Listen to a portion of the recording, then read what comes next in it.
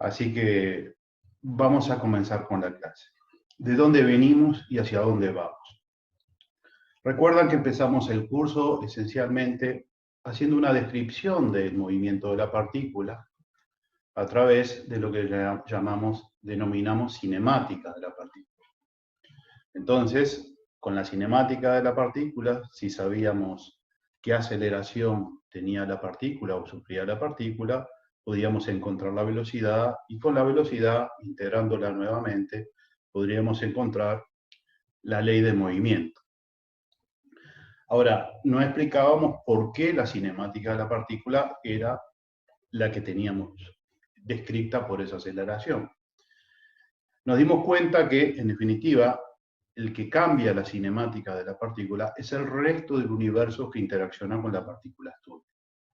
Este resto del universo que interacciona con la partícula a estudio, lo vamos a simular o lo simulamos, ¿sí?, a través de una técnica que fue la introducción de la fuerza, ¿sí?, una definición de fuerza, lo que llamamos las leyes del movimiento de Newton, o las ecuaciones de Newton. La primera ecuación de Newton lo que nos decía es que si una partícula estaba aislada en el universo, ¿sí?, o sea, no había ninguna otra partícula que podía interaccionar. Aislada significa que no hay nadie que pueda hacer fuerza sobre ella. Si la partícula está aislada, el movimiento natural de esa partícula es estar quieta o con un movimiento rectilíneo uniforme. En verdad, el principio de inercia nos servía para definir los sistemas inerciales, o sea, un conjunto de sistemas inerciales que, dada una partícula que sabemos que no interacciona con nada, entonces esa partícula tiene que estar quieta, entonces hay un sistema donde la partícula se mueve quieta, y en cualquier otro sistema que se esté moviendo con velocidad constante respecto al primero, también es un sistema inercial. Entonces, la ley de inercia en verdad lo que nos sirve es para definir un conjunto de sistemas inerciales. Después teníamos la segunda ley de Newton. La segunda ley de Newton nos decía que si sobre una partícula no actuaban fuerzas, es decir, sobre este borrador, si no actúan fuerzas, sé que está o quieto o en movimiento rectilíneo uniforme. Ahora, si actúan fuerzas, esas fuerzas, mediante un conjunto de experiencias que desarrollamos en la primera o segunda clase, ¿sí?, esas fuerzas producen una fuerza resultante que está relacionada con la aceleración que adquiere la partícula a través de esta ecuación. A eso le llamamos segunda ley de Newton, donde F es la resultante de las fuerzas que actúan sobre la partícula y la aceleración es la aceleración que adquiere la partícula debido a ese resultado. Entonces, esto es una definición de fuerza, ¿no? ¿Cómo la defino la fuerza? A través de la cinemática que produce sobre la partícula, a través de la aceleración que adquiere la partícula. Pero además de la definición de fuerza, muchas veces vamos a necesitar la fuerza en sí. ¿Cuál es la ley de la naturaleza que describe esa fuerza? Entonces vamos a tener fuerzas que responden, por ejemplo, a la ley de gravitación universal, o fuerzas que responden al estiramiento de un resorte, fuerzas proporcionales al estiramiento del resorte. Hoy en particular vamos a trabajar con un tipo de fuerza que va a ser la fuerza de rozamiento. Y bueno, y la tercera ley de Newton es la ley de acción y reacción, o sea que las fuerzas aparecen de a pares, es decir, si un cuerpo A hace fuerza sobre el cuerpo B, ¿sí?, simultáneamente está haciendo una fuerza sobre A, una fuerza igual y contraria, ¿sí? Eso era esencialmente lo que era la tercera ley de Newton o de acción y reacción. Bien, en la clase de hoy, o en la charla de hoy, en la videoconferencia de hoy, nos vamos a concentrar en una fuerza muy particular, que es la fuerza de rozamiento. Nuestra vida, ¿sí?, se desarrolla continuamente interaccionando con cosas a través de la fuerza de rozamiento. Por ejemplo, para sostener este lápiz. Para sostener este lápiz, tiene que existir un rozamiento entre mis dedos, mi pulgar y mi índice, y el lápiz, para que el lápiz no se caiga, porque si no existiera ese rozamiento, ¿no?, que permite sostener el lápiz caería. Entonces, la posibilidad de tener el lápiz, ¿sí?, resulta de que hay rozamiento entre mis dedos y el lápiz. Para escribir mismo, ¿no?, cuando yo hago esta línea, En verdad lo que estoy haciendo es pasando esta franela mojada de tinta contra este pizarrón, ¿no? Que tiene cierta rugosidad, entonces arranca un poquito los fragmentos de tinta, ¿no? Y produce que queda la marca en el pizarrón. Pero si no existiera rozamiento, no podría ser esa línea que acabo de dibujar. Es decir, el rozamiento, para vestirnos, tengo que agarrar las cosas y entonces se me escaparían. O sea, nuestra anatomía, la anatomía humana de tener manos y piernas y pies, de alguna manera está condicionada porque en la naturaleza existieron las fuerzas de rozamiento. Piensen simplemente en una rueda del auto cuando está girando. ¿Cómo hace para moverse el auto? El auto esencialmente, si pensamos en la rueda, tiene que hacer fuerza contra el piso. Para esa fuerza está vinculada a las superficies que están interaccionando entre sí, entre el hormigón y la cubierta, ¿sí? Entonces produce una fuerza de rozamiento, o sea, la cubierta hace una fuerza sobre el piso y el piso hace una fuerza sobre la cubierta de manera tal que el auto se mueve hacia adelante debido a la fuerza de reacción del piso sobre la cubierta. Y lo que estoy utilizando es la fuerza de rozamiento. Entonces, todos nuestros mecanismos de movernos, de trasladarnos, tendrían que cambiar si no existieran las fuerzas de rozamiento. O sea, nuestra vida está condicionada a la existencia de la fuerza de rozamiento. En general, siempre sabemos, ¿no?, que si vamos en un auto, ¿no?, en un plano horizontal y al auto le apagamos el motor, sabemos que si sigue por ese plano horizontal, tarde o temprano el auto se va a detener. ¿Por qué se detiene? Por la fuerza de rozamiento, ¿no? El rozamiento entre los ejes, los distintos tipos de rozamiento, al final le quitan el movimiento. O sea, la fuerza de rozamiento es un tipo de fuerza que convivimos desde que nacemos, ¿sí? Y nuestra vida está condicionada muchas veces por la existencia de esa fuerza. Lo que vamos a hacer hoy es tratar de hacer una caricatura de la fuerza de rozamiento que nos permita tratarla en distintos tipos de casos. Además, la fuerza de rozamiento aparece como en una variedad, ¿no? Es decir, la fuerza de rozamiento aparece en la interacción de los planos. Por ejemplo, si yo me refrego las manos, ¿qué sucede de este fenómeno que estoy haciendo? Bueno, sucede, por ejemplo, que se me calientan las manos, ¿no? La palma de mis manos quedan calientes. ¿Debido a qué? Debido a que, de alguna forma, la mano derecha está haciendo una fuerza, ¿sí?, sobre la mano izquierda debido a la interacción entre ellas, que es una fuerza de rozamiento. Una fuerza de rozamiento que empujaría a la mano izquierda hacia la izquierda, ¿no? Pero simultáneamente, por pares de acción y reacción, la mano izquierda está haciendo una fuerza sobre la mano derecha que la empujaría a la derecha, ¿sí?, en la dirección contraria. Del resultado de eso hay un fenómeno que es disipar calor, o sea, generar calor, debido a que justamente estoy arrancando pedacitos de piel, ¿no?, y entonces produciendo eso. Ahora, ¿qué característica tiene la fuerza de rozamiento? Que si la fuerza de rozamiento que actúa sobre la mano derecha apunta hacia la izquierda cuando la mano derecha se mueve hacia la izquierda. Y viceversa, ¿no? La fuerza de rozamiento que actúa sobre la izquierda, que apunta hacia allá, apunta en dirección contraria a donde tiende a moverse la mano izquierda, que es hacia la izquierda. O sea, como que la fuerza de rozamiento aparece oponiéndose al movimiento, ¿sí? Pero también aparecen fuerzas de rozamiento aun cuando no hay movimiento relativo. O sea, las fuerzas de rozamiento se oponen, ¿no? En este caso vamos a llamar fuerza de rozamiento cinética, cinemática, porque hay movimiento relativo entre los dos cuerpos que están ejerciendo fuerza entre sí, ¿sí? En ese caso, la fuerza de rozamiento aparece como oponiéndose a la velocidad relativa de los cuerpos que están interaccionando, ¿sí? Esa es una forma relativamente fácil de ver hacia dónde apunta la fuerza de rozamiento, porque apunta en la dirección contraria a la velocidad relativa de los cuerpos que están frotándose entre sí, ¿no?, ejerciendo fuerza de rozamiento entre sí. Bien.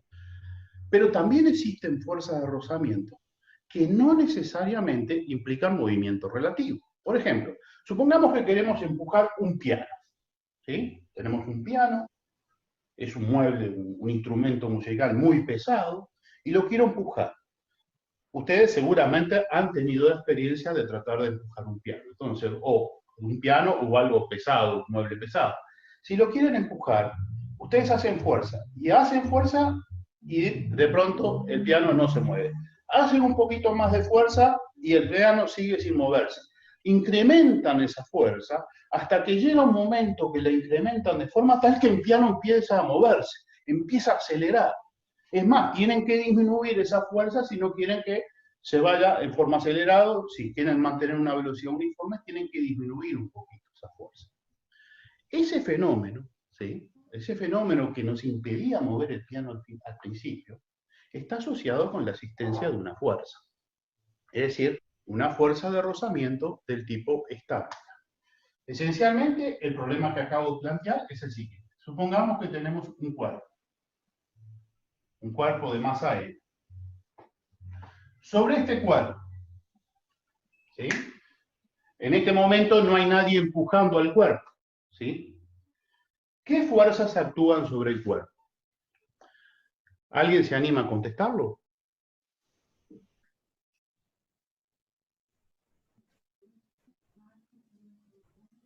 ¿Qué fuerzas actúan sobre el cuerpo?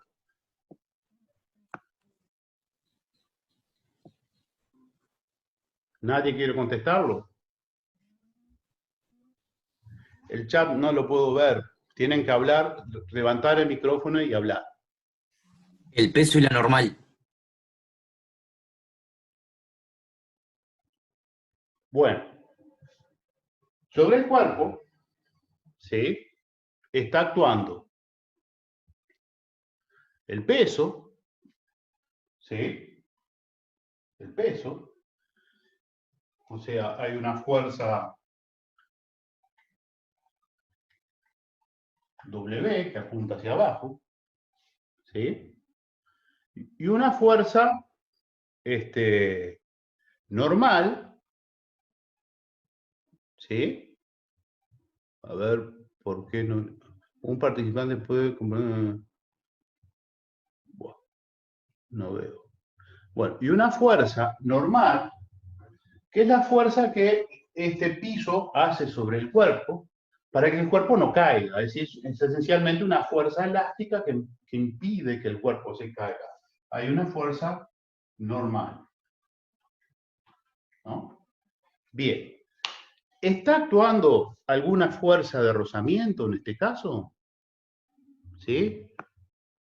El que crea que sí, haga un dedito. ¿Actúa una fuerza de rozamiento en este momento sobre el cuerpo? No hay nadie intentando empujar el cuerpo.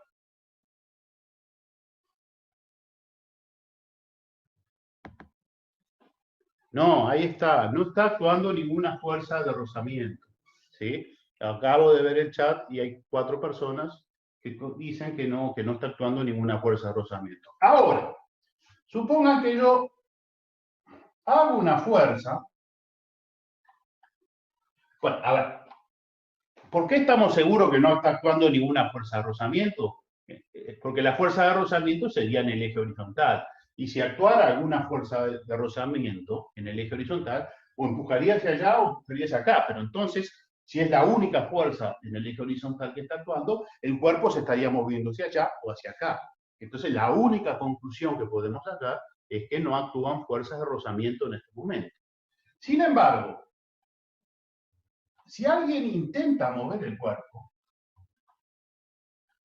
con una fuerza F, ¿sí? Supongamos que intento mover el cuerpo, intento mover el piano y hago una fuerza F. Y veo que el piano no se mueve. ¿Por qué no se mueve? ¿Alguien me puede contestar por qué no se mueve el piano si hago una fuerza F y veo que el piano no se mueve? No se mueve, ¿por qué? Por la existencia de que le estás aplicando. De una fuerza de rozamiento, ¿tá? Que aparece ¿dónde? Entre el piso, ¿sí? Entre el piso y el cuerpo astúdico, ¿sí? Una fuerza de rozamiento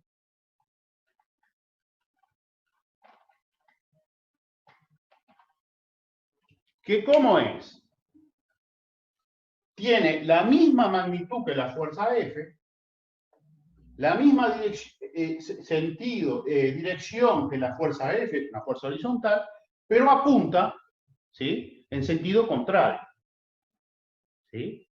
Y es una fuerza exactamente igual si el cuerpo no se mueve. Si el cuerpo no se mueve, solo puede ser exactamente igual.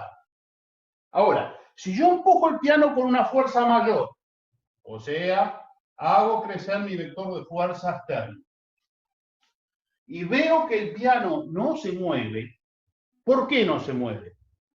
Porque la fuerza de rozamiento tuvo que haber crecido también en la misma proporción para que no se mueva. ¿Se dan cuenta lo maravilloso, lo extraño que es esto? Ustedes empujan e instantáneamente la fuerza de rozamiento estática se adecúa para que ustedes no puedan mover el piano. Y sigo empujando, aumento mi fuerza y la fuerza de rozamiento entre el piso y el piano se adecúa nuevamente para que yo no pueda mover el piano. Pero llega un momento que yo hago tanta fuerza que la adecuación de la fuerza de rozamiento entre el piso y el piano no tiene capacidad de adaptarse más. En ese momento ponemos en movimiento al piano.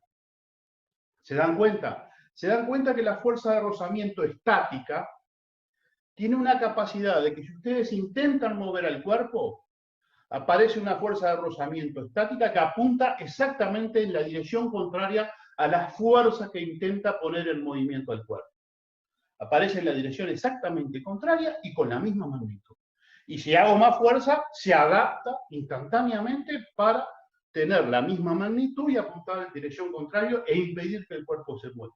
Pero esa capacidad de adaptación de la fuerza de rozamiento tiene un límite, tiene un valor umbral, se dice, ¿sí? Un valor umbral que si yo la fuerza externa F supera ese valor umbral, el piano se pondría en movimiento, ¿sí? Entonces, ese valor umbral de la fuerza de rozamiento, ¿sí?, está relacionado con un coeficiente de rozamiento estático y es proporcional a la normal que está actuando sobre el cuerpo, ¿sí? O sea, tenemos, ¿sí?, que la fuerza de rozamiento instante a instante se va adaptando para impedir que se pueda mover el cuerpo sobre el cual estoy empujando. Pero su capacidad de adaptación tiene un valor límite, un valor superior, a partir de cuando llego ahí, la fuerza de rozamiento no aguanta más, ¿sí? Y el cuerpo se pone en movimiento. La fuerza de rozamiento estática no aguanta más y el cuerpo se pone en movimiento. Ese valor umbral, ese valor máximo de adaptación de la fuerza de rozamiento, se encuentra experimentalmente que es proporcional a la normal. O sea, con este tipo de experimentos se puede hacer un experimento, se hizo un experimento con este tipo de sistema, en donde se va empujando, se va aumentando la fuerza, y se encuentra que esta fuerza de rozamiento tiene una proporcionalidad como la normal. ¿Cómo hago el experimento? Simplemente cambiando el peso de la masa M, poniendo varias masas, ¿sí? Voy verificando que el valor umbral es menor que la normal. En este caso, la normal es igual al peso del módulo, digamos. El módulo de la normal es igual al peso. Entonces, es fácil de verificar esta ecuación experimentalmente. Entonces, experimentalmente, tenemos que hay un valor umbral para la fuerza de rozamiento estática, que viene dado por la normal, y un coeficiente de rozamiento, que es un coeficiente de rozamiento adimensionado, que se llama coeficiente de rozamiento estático, ¿sí? Noten que no tiene unidades este coeficiente de rozamiento, porque acá tengo unidades de Newton y acá tengo unidades de Newton. Entonces, el coeficiente de rozamiento no tiene unidades. ¿Se va entendiendo? ¿Se va entendiendo esta primera parte? Un dedito para abajo o pregúntenme si tengo que... Ahí está. Parece que se va entendiendo. Entonces vamos a continuar avanzando. Bien. Entonces, la fuerza de rozamiento estática, además de tener esta relación de este valor umbral o máximo valor de adaptación de la fuerza de rozamiento que proporciona la normal, se puede ver que la fuerza de rozamiento estática no depende esencialmente del área de conexión entre el plano, ¿sí?, y entre los planos de interacción. ¿Qué quiero decir con esto? Suponga, acá tengo este cubito, ¿no? Este cubito está arriba de la tablita esta, entonces yo lo voy a querer mover con mi dedo empujando en aquella dirección. Estoy empujando, pero estoy empujando como una fuerza muy, muy pequeñita. Va aumentando y cuando supere cierto valor lo puse a moverse. ¿Sí? A partir de ese momento ya no hay una fuerza de rozamiento estática. La fuerza de rozamiento que va a aparecer en ese, a partir de que se empieza a mover, le vamos a llamar fuerza de rozamiento dinámica. También hay una fuerza de rozamiento, pero dinámica, no estática. Pero estoy concentrado en la fuerza de rozamiento estática. Se encuentra experimentalmente que la fuerza de rozamiento estática depende de la naturaleza del cuerpo este y del plano de la tablita esta, o sea, de la naturaleza entre las dos, de las superficies que están en contacto. Pero no depende del área que está en contacto. ¿Qué quiero decir? Que este coeficiente de rozamiento, mucho S, se encuentra experimentalmente, que no depende, es independiente del área en contacto del cuerpo de masa M1 con el plano. Porque si el cuerpo lo pongo lateralmente, ¿sí? Por ejemplo ahí, está claro que el área en contacto es menor. ¿Sí? El área en contacto es menor que cuando está acostado. Sin embargo, la fuerza de rozamiento máxima es independiente del área que está en contacto. ¿Por qué podemos entender eso o cómo podemos entender eso? Y bueno, se puede entender pensando que la fuerza de rozamiento está vinculado con los enganches que la superficie del plano, ¿sí? Y la superficie de la cara que está en contacto con el plano, los enganches moleculares, si quieren, en última instancia, ¿sí? Producen una oposición al movimiento, ¿sí? Entonces, uno pensaría, bueno, si tengo una cara más grande, hay más enganches que una cara más chica, ¿sí? Esos enganches que en definitiva son la razón última de la aparición de esa fuerza de rozamiento. Bueno, pero noten también que si pongo el plano, si pongo el cuerpo apoyado en la cara más fina, todo el peso está concentrado en una sección mucho más chica, en un área mucho más chica. Entonces la densidad de enganches, cuando lo pongo en la cara más pequeña, aumenta. Acá hay más cara, entonces hay más enganches, pero cuando lo pongo de esta forma, en donde todo el peso está concentrado en un área más chica, la densidad de enganches crece de forma tal que en última instancia la fuerza de rozamiento es la misma, ¿sí? Y lo hace independiente de la sección o del área. Entonces, con esto tenemos las tres ideas fundamentales de la fuerza de rozamiento estática. La fuerza de rozamiento estática es una fuerza que se opone a la fuerza que intenta sacar del equilibrio del cuerpo. Se opone igualando su magnitud. Pero esa igualación de magnitud tiene un valor límite. Si la fuerza que intenta sacar al cuerpo externa es mayor que este valor mínimo, la fuerza de rozamiento estática no puede adaptarse. Y simplemente ponemos en movimiento el cuerpo. A partir de ese instante, estamos hablando de un fenómeno dinámico, entonces la fuerza de rozamiento dejó de ser estática. A partir de ese momento tenemos una fuerza de rozamiento dinámica. La fuerza de rozamiento dinámica, ¿sí? Es una fuerza de rozamiento también entre las dos superficies que están interaccionando, ¿sí? Y es una fuerza de rozamiento que se encuentra experimentalmente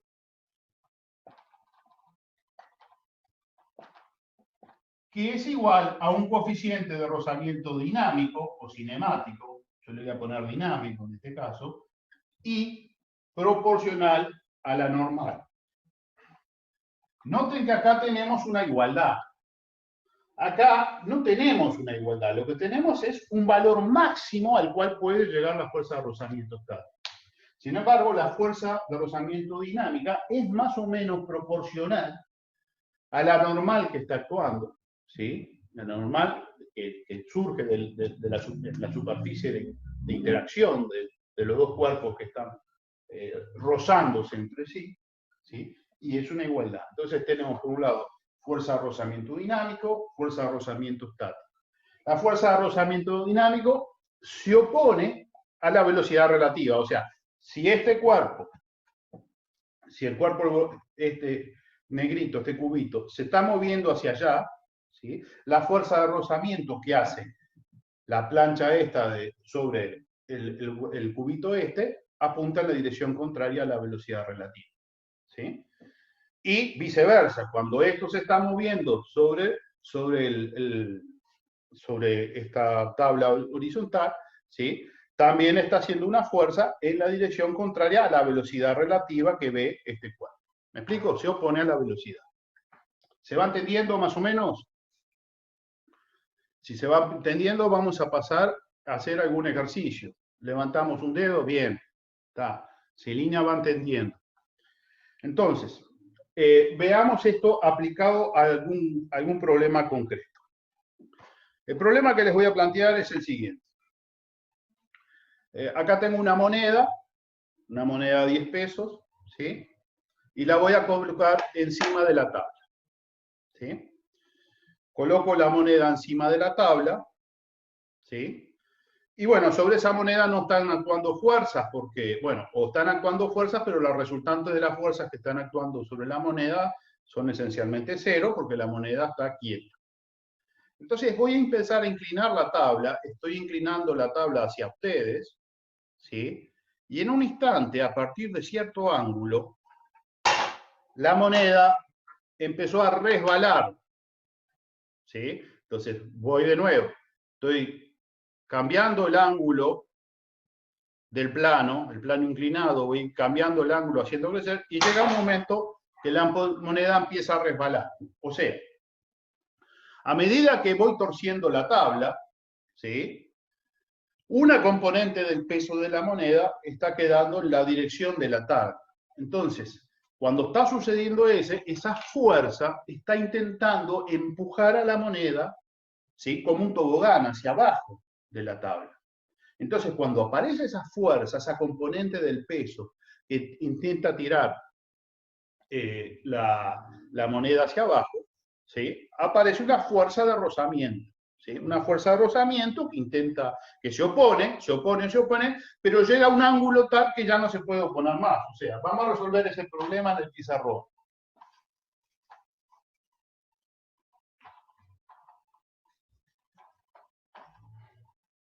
Tenemos un plano inclinado, en donde hay un ángulo θ, y acá tenemos a la moneda. ¿Sí? La pregunta es, ¿cuánto vale el ángulo θ para que la moneda empiece a caer? ¿Sí? Al instante, yo voy aumentando el ángulo θ. ¿Cuál es el ángulo θ máximo a partir del cual la moneda, o mínimo a partir del cual la moneda empieza a caer? Bueno, ¿cómo resolvemos este problema? Bueno, lo resolvemos aplicando las ecuaciones de Newton. Para aplicar las ecuaciones de Newton hay 5 pasos que siempre tenemos que pasar por ellos. Primero, ¿cuál es el cuerpo a estudio? El cuerpo a estudio es la moneda. Segundo, ¿quién es el resto del universo que interacciona con la moneda? El resto del universo es el peso, o sea, la Tierra, la atracción de la Tierra sobre el cuerpo. La normal, o sea, la fuerza que hace el plano inclinado sobre la moneda. Y eso es el resto del universo. Me están quedando 10 minutos. En estos 10 minutos voy a tratar de terminar la exposición. Después que sabemos eso, tenemos que elegir un sistema de referencia inercial. Un sistema de referencia inercial, por ejemplo, podemos elegir un sistema de referencia que respete la geometría del problema. Entonces, acá tenemos el eje Y y acá tenemos el eje X. ¿Está? Después tenemos que hacer un diagrama de cuerpo libre. El diagrama de cuerpo libre tenemos la moneda,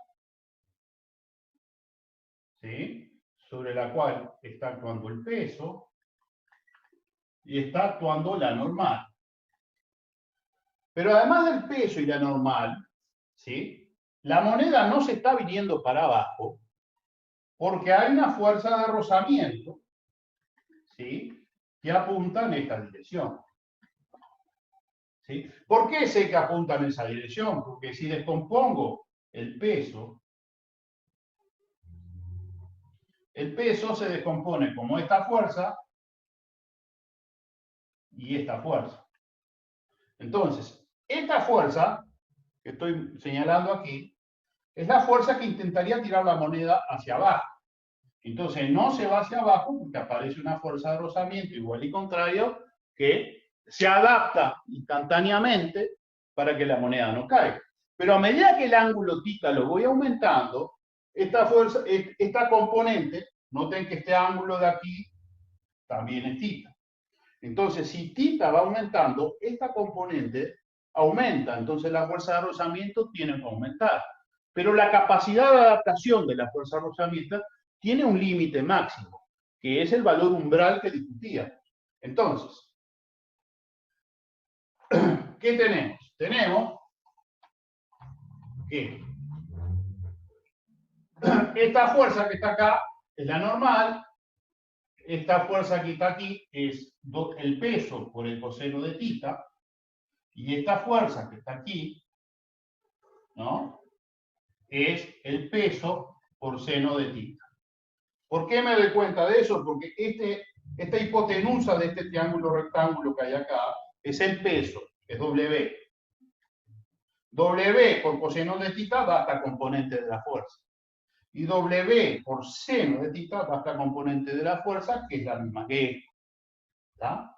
Entonces tengo que N menos W coseno de θ es igual a 0 porque no hay aceleración en el eje Y. Y por el otro lado tengo que esta fuerza, o sea, W, o sea, la fuerza de rozamiento que apunta hacia arriba, menos W seno de θ, también es 0 porque me voy a poner en el caso en que no estaba acelerando. Bueno, entonces, de esta ecuación, W, ¿no?, por otro lado, la fuerza de rozamiento es menor que mu sub S por N, ¿no? Entonces, como W es simplemente M por G, o sea, W es M por G, ¿sí? Noten que de esta ecuación sacamos que la fuerza, de esta ecuación sacamos que la fuerza de rozamiento es igual a mg por seno de θ. ¿Sí? Pero de esta ecuación, de esta otra ecuación, sacamos que n es igual a mg por coseno de θ. Entonces, tengo que la fuerza de rozamiento, que es mg seno de θ, ¿no?, el rozamiento mg seno de θ, es menor o lo sumo igual, es menor o lo sumo igual que mu sub S por n, pero n es mg coseno de θ. ¿Sí? ¿Está claro? Entonces, ¿ah?, jugando con estas dos ecuaciones, lo que encuentro es que mu sub S, o sea, mg, cancela porque aparece a ambos lados de la desigualdad, y lo que encontramos que mu sub S, ¿sí?, si me quedo en el igual, ¿sí?, en el valor umbral de la fuerza de rozamiento, encuentro que mu sub S es igual a seno de θ dividido por seno de θ. O sea, mu sub S es igual a tangente de θ. Por lo tanto, muchachos, si ustedes quisieran medir la fuerza de rozamiento entre esta moneda y esta tabla, lo único que tendrían que medir es el ángulo, ¿sí?, a partir del cual la moneda empieza a resbalar. O si quiere decir, el ángulo podrían medir este lado y esta altura. Cateto opuesto sobre el cateto adyacente es la tangente de θ, es la tangente del ángulo. O sea, con una regla, simplemente teniendo una regla y encontrando el ángulo a partir del cual empieza a caer, ustedes podrían encontrar el coeficiente de rozamiento entre la moneda y la tabla que tenemos aquí. Bueno, la clase está por terminar. Dentro de 5 minutos volvemos a abrir para seguir haciendo aplicaciones y ejercicios de fuerza de rozamiento. ¿Se va entendiendo, muchachos? Por ahora, ¿tienen alguna pregunta? Este es el momento. Bien, Lucas va entendiendo. Ok. Entonces, se va a cortar dentro de unos instantes y lo que pensamos hacer son 2 o 3 ejercicios. Vamos a combinar ejercicios con fuerza de rozamiento, ¿sí? Y, por ejemplo, cinemática. El típico problema. Supongan que ustedes van en el auto, ¿no? Y encuentran que hay una persona que está cruzando la calle y tienen que frenar. Ustedes aprietan los frenos, pisan los frenos hasta el fondo, ¿no? Para frenar. La pregunta es, ¿por qué frenan? Bueno, frenan porque aparece una fuerza de rozamiento entre el piso y las ruedas del auto que detienen el auto. La pregunta es, ¿cuánto demoran en frenar? ¿A qué distancia tiene que estar esa persona para que ustedes, apretando el freno, no la atropellen, ¿no? ¿Qué distancia máxima, ¿sí? O qué distancia mínima frenaría el auto? Ese es el tipo de problema que vamos a intentar resolver en los próximos 40 minutos, ¿no?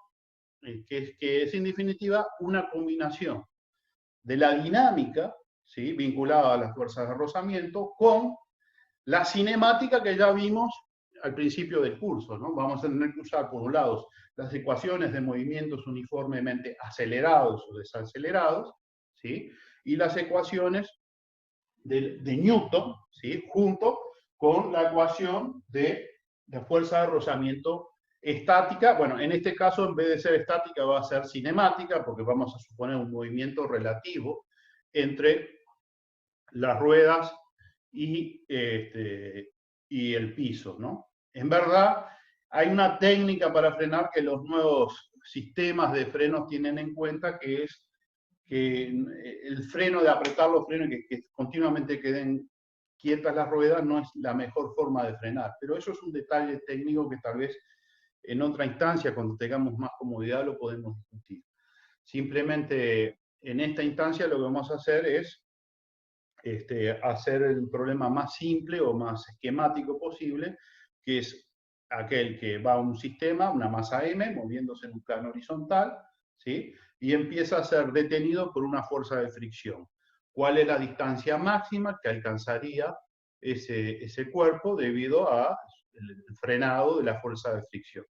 Eso siempre y cuando se nos apague el sistema ¿no? Si a veces el Zoom está permitiendo continuar las clases o las conferencias sin cortar, pero supongo que en nuestro caso va a cortarse. Pero voy dibujando el problema que queremos resolver. Y en todo caso lo continuamos en los próximos 40 minutos cuando empecemos a trabajar. Bueno, veo que no se cortó, así que capaz que nos da una chance de seguir de largo. ¿Se va a terminar? No, parece que no se terminó. Seguimos, ¿eh? Menos de un minuto.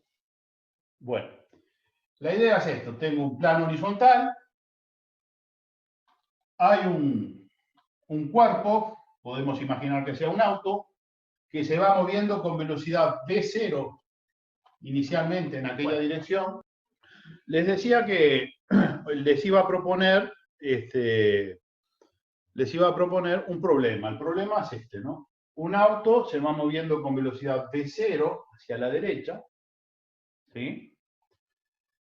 Ese auto aprieta el pedal del freno, las ruedas se trancan, ¿no? Y empieza a resbalar, ¿sí? Sobre el pavimento.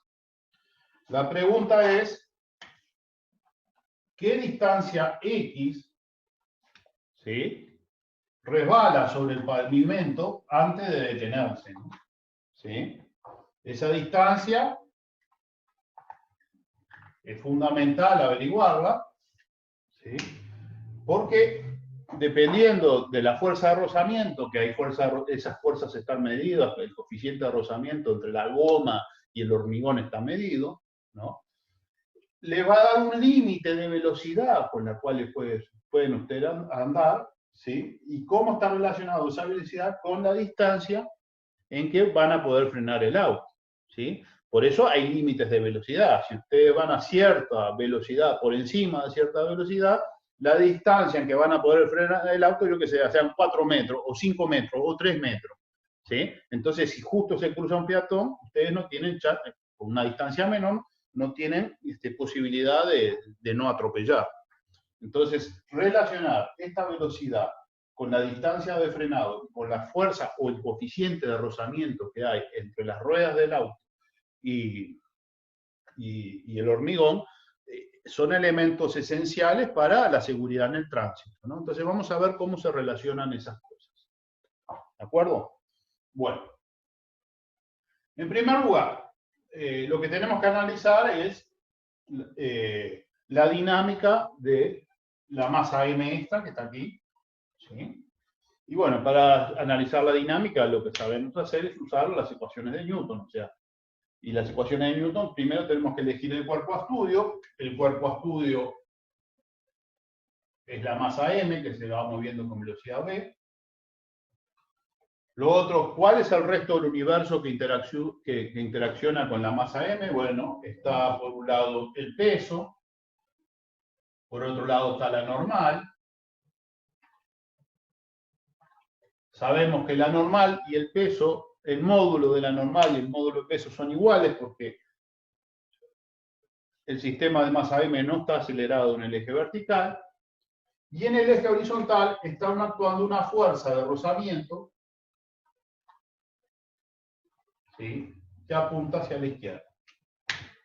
Bien, entonces acá lo que hemos hecho es el cuarto paso, que es el diagrama de cuerpo libre.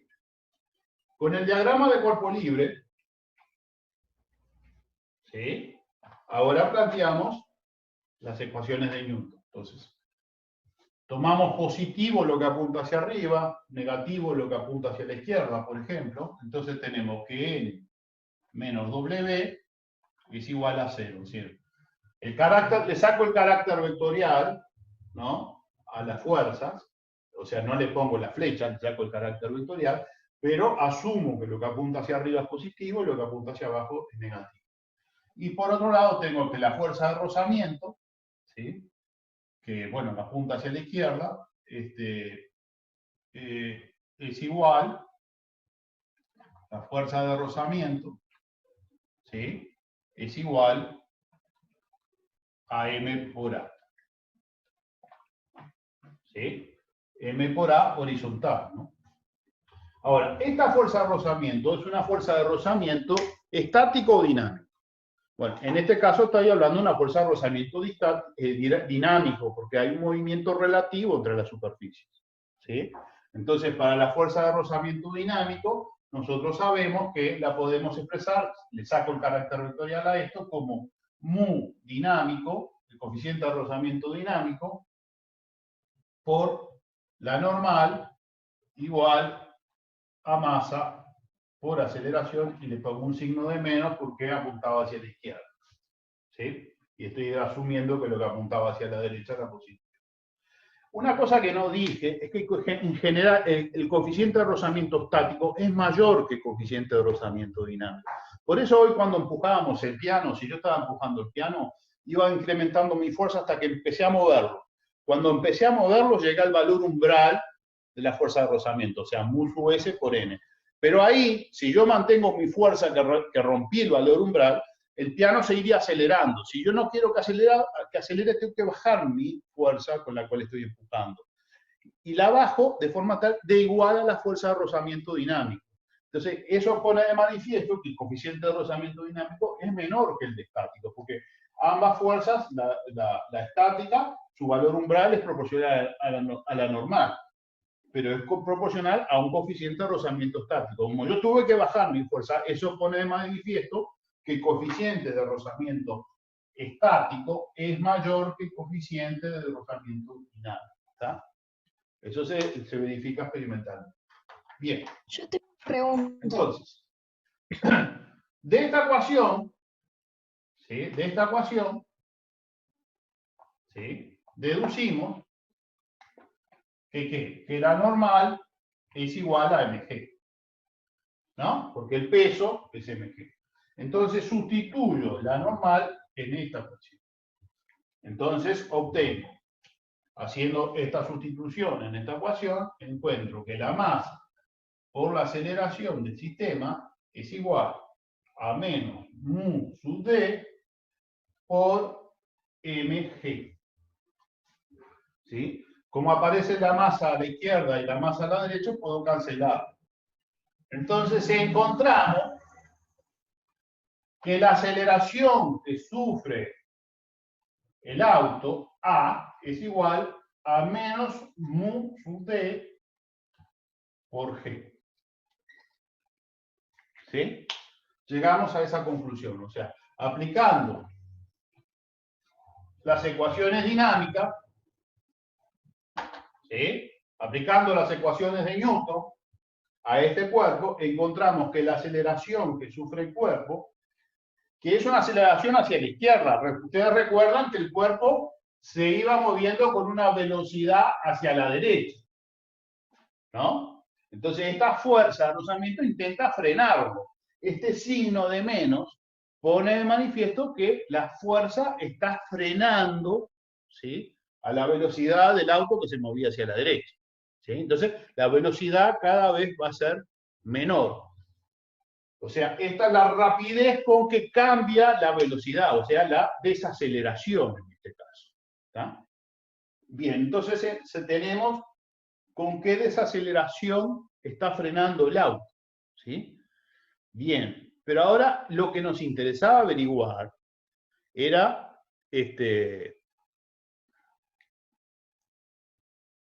¿por qué lo igualo a la fuerza de rozamiento dinámica con masa por la gravedad? Por esto. ¿Te acuerdas que tengo dos ecuaciones? Tengo la ecuación n menos mg igual 0, y la otra cosa que tengo, fuerza de rozamiento, ¿sí?, igual a m por a. ¿Sí? Pero la fuerza de rozamiento es mu dinámico por la normal. Y esto es igual a m por a. ¿Está? Entonces, si ahora n que está aquí, de esta ecuación, ¿qué sacás? Sacás que n es igual a mg. ¿Sí? Entonces, en donde dice n, en vez de poner n, pongo mg. Entonces quedó mu sub d por mg igual a m por a. ¿Sí? Entonces simplifico la m y llego a esta ecuación. Bueno, acá había un signo de menos porque la fuerza de rozamiento apuntaba hacia la izquierda. ¿Lo entendiste? Ahora respóndeme por el chat, por favor. Bien, seguimos. Entonces, tengo esta relación. Esta relación me está diciendo con qué rapidez desacelera el auto. ¿Sí? Con una aceleración que es proporcional a mu sub d por g. Mu sub d en general es un número chico, menor que 1. ¿Sí? Es positivo, pero menor que 1. Entonces, ¿ahora qué tengo que hacer? Ahora tengo que aplicar las cosas que me enseñaron en cinemática, ¿no? En los movimientos uniformemente acelerados, ¿no? Me están pidiendo que calcule la distancia x, ¿sí?, la distancia x en la cual frena el auto. Entonces, tengo el auto, ¿sí?, que va acelerando hacia allá, o desacelerando, si ustedes quieran, ¿no? Entonces me están preguntando en qué distancia x, ¿sí?, frena el auto. Bueno, ahora tengo que usar las ecuaciones de los movimientos uniformemente acelerados. Este x a qué es igual. X es igual a la posición inicial, b sub 0 por t, menos 1/2 de la aceleración por t al cuadrado.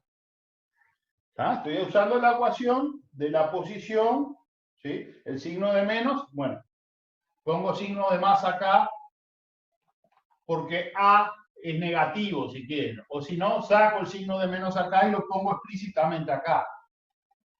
¿Sí? O sea, desacelera. O sea, esta cosa crece, esta decrece. ¿Para qué? Porque si las dos crecieran, esto es infinito, se va a infinito cuando usted entiende. Pero esto, ¿no? A medida que el tiempo pasa, este término va creciendo. Bien. Y tengo la ecuación para la velocidad. La velocidad final es igual a la velocidad inicial menos la aceleración por t. ¿Está bien? Ahora, la velocidad final de este vehículo, ¿cuánto va a valer? Espero una respuesta. O sea, el tipo va frenando. La velocidad final de esta, cuando esta velocidad final, ¿cuánto va a valer al final? Claro, va a dar cero, va a valer cero cuando frenó. ¿Qué significa que el auto frenó? Que la velocidad en ese instante vale cero. Entonces, cuando esta velocidad es cero, de acá sacan el tiempo, ¿sí? Para el cual la velocidad es cero. O sea, el t es igual a b sub 0 sobre a. ¿No? ¿Este tiempo qué tiempo es? Es el tiempo que demoró el auto en detenerse. ¿Está? Con este tiempo, vengo a esta ecuación y sustituyo en esta ecuación, que es la ecuación del desplazamiento, ¿sí? Sustituimos en esa ecuación este tiempo, y ¿qué vamos a encontrar? Vamos a encontrar el desplazamiento que logró realizar en ese tiempo, o sea, el desplazamiento que tuvo el auto antes de frenar definitivamente. Entonces, vamos a hacer esa cuenta. Tengo que x es igual a b sub 0 por t, pero t es b sub 0 sobre a, ¿sí? Menos 1/2 de a por t al cuadrado, pero t al cuadrado es b sub 0 sobre a al cuadrado. ¿Está bien? Bueno, entonces ahora, esto me queda, x es igual a b sub 0 al cuadrado, porque tengo b sub 0 por b sub 0, dividido a, menos 1/2 de, acá tengo un a multiplicando y acá un a al cuadrado dividiendo. Entonces, y acá tengo un b sub 0 al cuadrado. Entonces tengo b sub 0 al cuadrado dividido a cuadrado. Y acá un a multiplicado me queda a. Entonces tengo b sub 0 al cuadrado sobre a menos 1/2 de b sub 0 sobre a, de b sub 0 al cuadrado sobre a. O sea, una cosa menos la mitad. Esto es 1/2 de b sub 0 al cuadrado sobre a. O sea,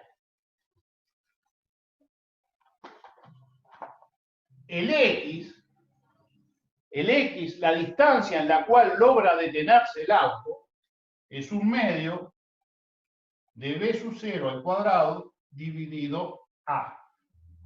¿Sí? Ahora, a, la aceleración, por la dinámica que resolvimos al principio del ejercicio, es mu sub d por g. Entonces, voy a sustituir este a por mu sub d por g. Y este es el resultado. Esta es la distancia, ¿sí?, que recorre el auto antes de frenarse definitivamente. ¿Qué cosas interesantes me muestra este resultado? Que si la velocidad de cero es muy grande, la distancia x para que frene, ¿sí?, también es muy grande. ¿Sí? Entonces, mientras más rápido va el auto, más difícil va a ser frenar, porque la distancia x, ¿sí?, se va a extender. Esta ecuación también me pone de manifiesto que mientras mu sub d, coeficiente de rozamiento, es más grande, ¿sí?, la distancia de frenado del auto va a ser más pequeña. ¿Sí? Esto me pone en evidencia un conjunto de ideas que todos tenemos, ¿no? Es decir, mientras más rápido va, más me va a costar frenar. Entonces, esto lo pone en evidencia. Y mientras mejor coeficiente de rozamiento, si mis cubiertas son cubiertas nuevas que están bien, con un dibujo bien marcado, el enganche entre la cubierta esa y el piso va a ser mucho mejor. Entonces, si es mucho mejor, quiere decir que el coeficiente de rozamiento dinámico va a ser mucho mayor. Y si es mucho mayor, la distancia de frenado va a ser más pequeña. Una cosa interesante que también muestra esta ecuación, que no depende de la masa del auto. No importa si el auto es un auto o es un camión o es una bicicleta. Ven que la masa en esta ecuación no aparece. Solo importa el coeficiente de rozamiento de la cubierta y el hormigón y de la velocidad que lleva inicialmente el sistema. No depende de la masa. ¿Por qué es eso? Bueno, porque si tiene más masa, también tiene más peso, más normal, entonces la fuerza de rozamiento es mayor. Entonces, si bien intenta irse más, la fuerza de rozamiento es mayor, ¿sí? Porque depende de la masa del... Entonces, todo eso se compensa para que, en definitiva, la única condición que importa es la velocidad del sistema inicial, no importa si es una bicicleta o un camión, y el coeficiente de rozamiento entre la cubierta, ¿sí?, y el hormigón. Como los coeficientes de rozamiento entre la cubierta y el hormigón están más o menos tabulados, a veces se dan consejos de velocidad, ¿no? Si estamos pasando por una zona poblada, ¿sí?, se nos da un consejo, bueno, se conoce un coeficiente de rozamiento más o menos razonable, ¿no? Y se nos da una sugerencia de velocidad máxima. ¿Por qué nos da una sugerencia? Por ejemplo, si a X le ponemos un frenado 2 metros o 3 metros, ¿sí? Si X es 3 metros, mu sub D se conoce la velocidad V0 que tiene que ir el auto para que pueda frenar en 3 metros. Entonces, esa velocidad sería la velocidad razonable que cuando vamos en un auto, una distancia de 3 metros, si no tenemos buena vista, ¿no?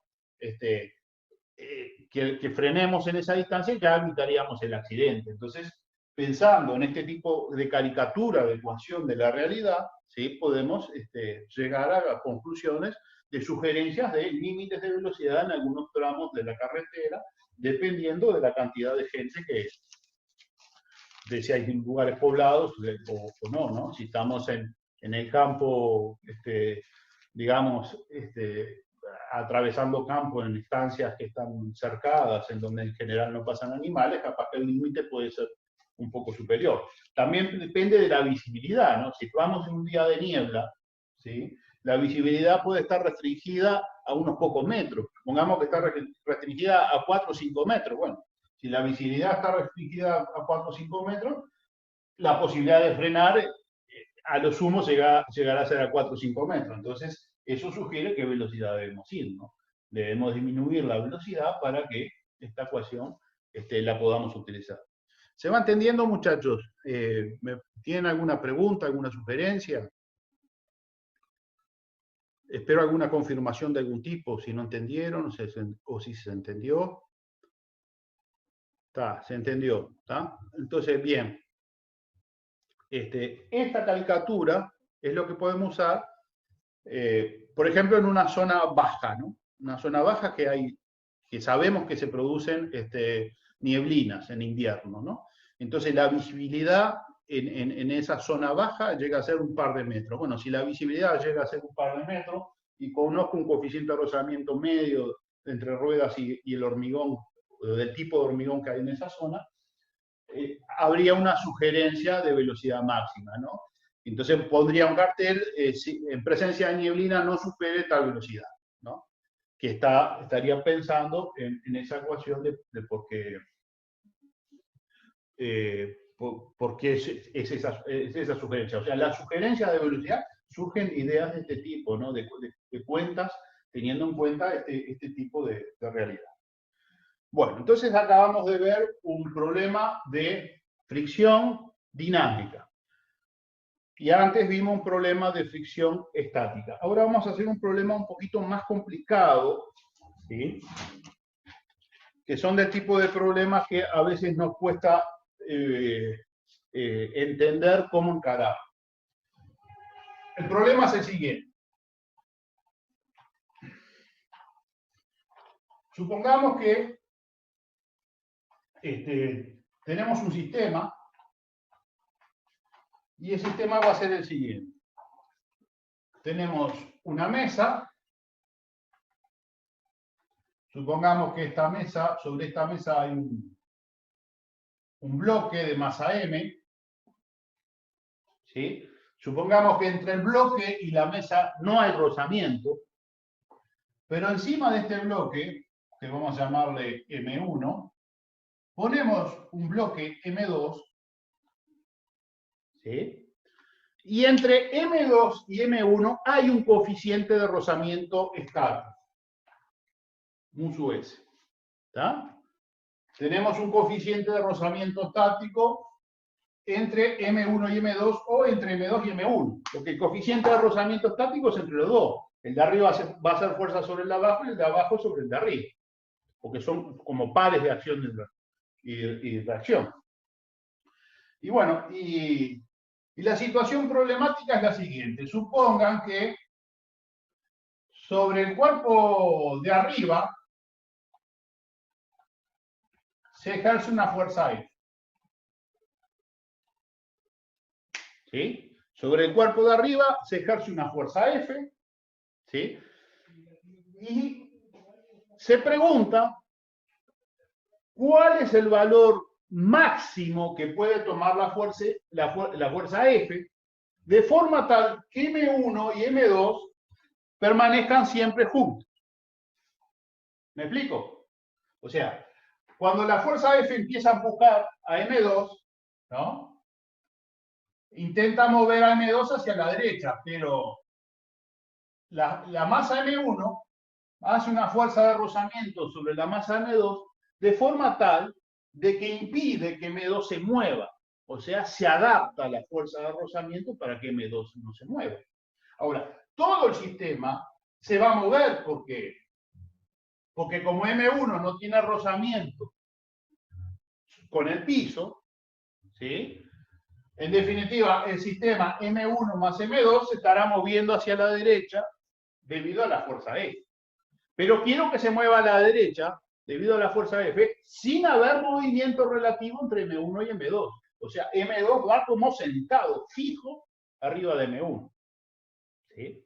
Ahora, si la fuerza F es muy grande, no solo va a mover todo el sistema a la derecha, sino que M2 sobre M1 va a resbalar. Yo no quiero que pase eso. ¿Se entiende cuál es el problema? ¿Se entiende? Un dedito para arriba. ¿Se va entendiendo? Bueno, ¿cómo resuelvo ese problema? Bueno, se resuelve como se resuelven todos los problemas de mecánica newtoniana, aplicando las ecuaciones de Newton, pero eligiendo los sistemas. Entonces acá tengo que elegir el sistema sobre el cual voy a trabajar. Bien, el sistema, ¿quién puede ser? Puede ser M1, la masa M1, puede ser la masa M2 o puede ser la masa M1 más M2.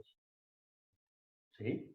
Ahora, como me interesa el movimiento, la aparición de un movimiento relativo entre M1 y M2, ¿sí?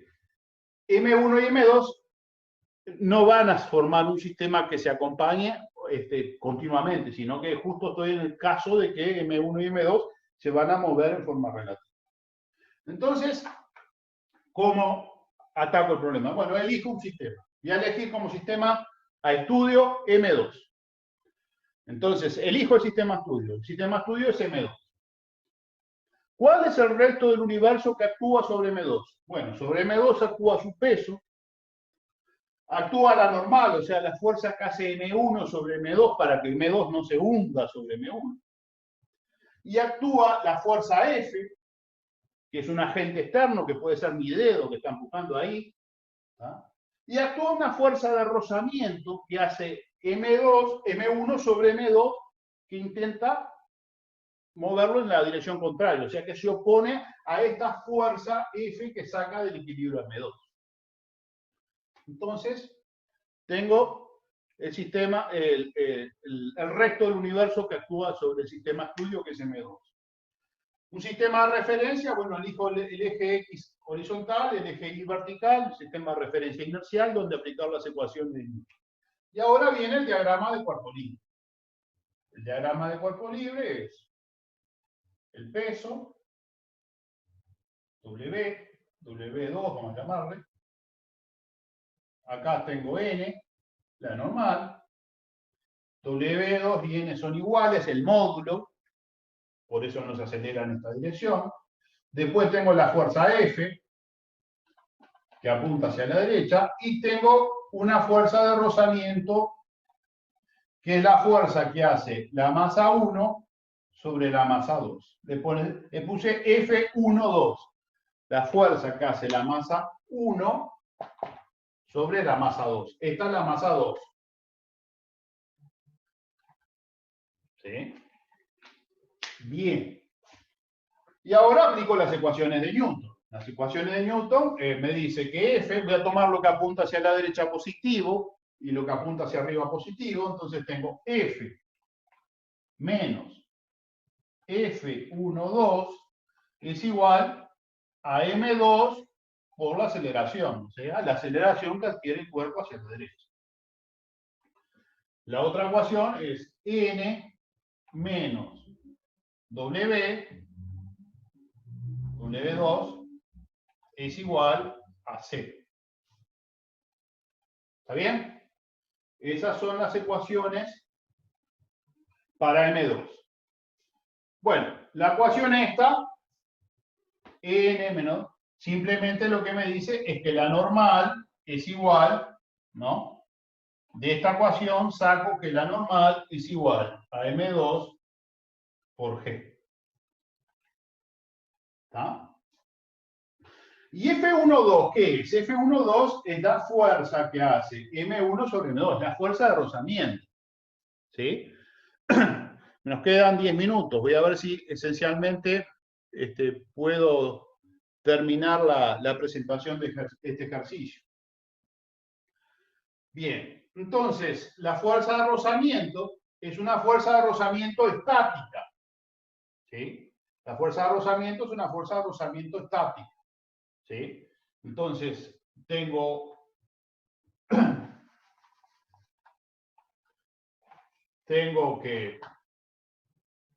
esta ecuación y esta ecuación para M2. ¿Sí? Y la fuerza de rozamiento es una fuerza de rozamiento estática. Entonces la fuerza F12 es menor o a lo sumo igual que mu estático por la normal. ¿No? Entonces F12 es menor o igual que mu S, pero la normal vale M2 por G. M2 por G. ¿Está?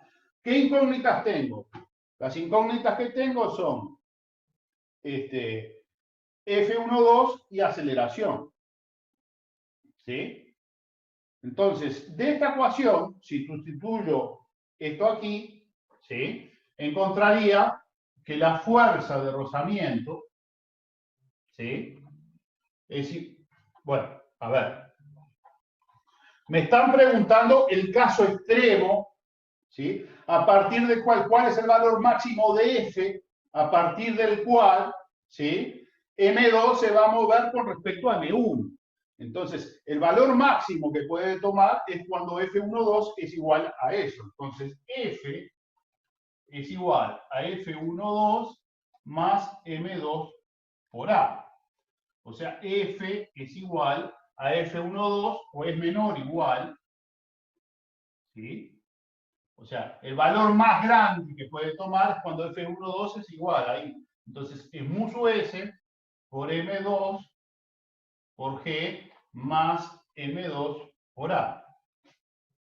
Ahora, A no lo tengo. Tengo dos incógnitas, F y A. Claro, no lo puedo resolver porque para resolver este problema tengo que resolver lo que pasa con la masa de aquí abajo. Entonces tengo que plantear las ecuaciones para M1 también. ¿Me explico? Entonces vamos a plantear las ecuaciones de Newton para M1. Para M1, ¿qué fuerzas tengo? Tengo el peso, que vale, bueno, vale M1 por G, más la fuerza normal que M2 sobre M1, ¿no? Esta fuerza normal es la igual y contraria a la que M1 hacía sobre M2, ¿sí? Vamos a llamarle N, y acá una fuerza normal N2, que es la que el piso hace sobre M1 para que M1 no se vaya para abajo. Además de eso, M2, ¿sí? M1 hace una fuerza sobre M2, una fuerza que apunta en aquella dirección que se opone a la fuerza E. Entonces, M2 hace una fuerza sobre M1 igual y contraria, que es una fuerza de rozamiento F2,1, ¿sí? Que es la fuerza que M2 hace sobre M1. O sea, F2,1 es igual a menos F1,2, porque son fuerzas de rozamiento que son pares de acción y reacción. Entonces, en el eje vertical,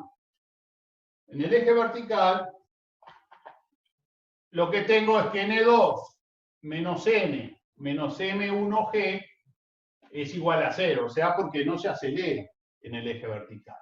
Y en el eje horizontal, lo que tengo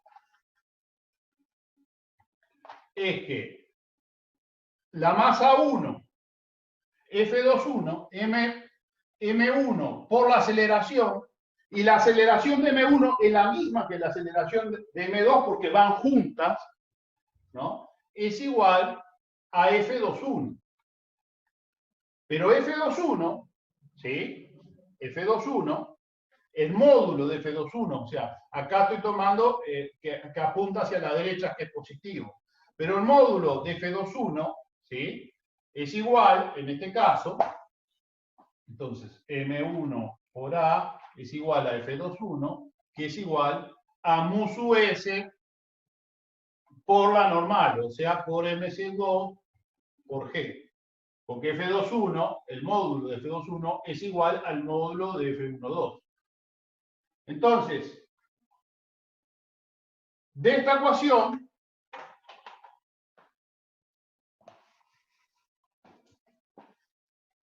disculpen, pero de esta ecuación llegamos a que A es igual a mu sub S por M2 por G dividido M1.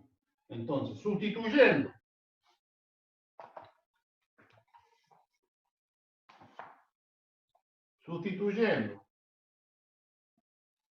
F es igual a M2 por A más mu sub S por M2G.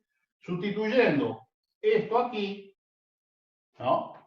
El valor de A por esto, ¿sí? Encontraríamos el valor F máximo para que los dos cuerpos no se separaran. En resumidas cuentas, lo que hicimos fue aplicar la ecuación de Newton para el cuerpo de arriba y el cuerpo de abajo, ¿sí? Teniendo en cuenta que las fuerzas de rozamiento entre los cuerpos eran pares de acción y reacción. Aplicamos las ecuaciones de Newton para la de arriba, las ecuaciones de Newton para la de abajo, y encontramos un conjunto de ecuaciones, un sistema de ecuaciones que teníamos un conjunto de ecuaciones en donde teníamos igual número de incógnitas que de ecuaciones. Entonces lo pudimos resolver. El resultado, ¿sí? ¿Sí? Haciendo alguna cuenta más, ¿sí? Es F igual